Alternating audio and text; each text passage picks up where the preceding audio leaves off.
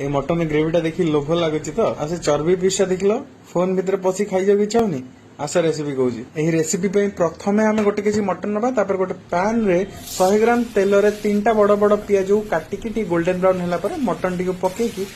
Colour change होला पर्यंत भाजी 2 चमच अदा रसुण पेस्ट गोटे चमच लुण हाफ चमच हल्दी पाउडर और गोटे चमच कश्मीरी चिली पाउडर पकेकी भल भाव 20-25 मिनिट पर्यंत घोड़े घोड़े धीमा आंचरे कसिबे। मटन रु पानी बाहरिबो एवं सेटा मरीगला परे आमे सेटा गोटे टमाटो को काटिकी रखिबा पकेदबा ताके कसिबा टमाटो टे सॉफ्ट हेला परे गोटे कप दही ऐड करदबा दही टी को लो फ्लेम रे हल्का हल्का मिसेबा सेटा मिसी गले मेन मसला ऐड करबा सेति पई गोटे पैन को गरम करके सेतिर गोटे चमच धनिया गोटे चमच पान मधुरी हाफ चमच जीरा 2 खंड दालचीनी हाफ चमच गोटा गोलमरिच 6-7 लवंग 3-4 गुजराती गोटे बड़ अलैच गोटे जावित्री 2टा तेजपत्र एवं 3-4 सुखला लंका को ड्राई रोस्ट करके गोटे पाउडर करके मटन रे देदबा ताको 10 मिनिट कसिबा तापर सेतिर पानी देदबा एवं 20-25 मिनिट फुटिया पई छाड़ दबा मटन भलो भाबरे सिझी गले हे गला हमर मटन भुना मसाला रेडी। वीडियो जदि भल लागला त लाइक बटन को टी गेलो कर दबो टी शेयर कर दबो कमेंट कर दबो एवं फॉलो करिया भूलिबोनी।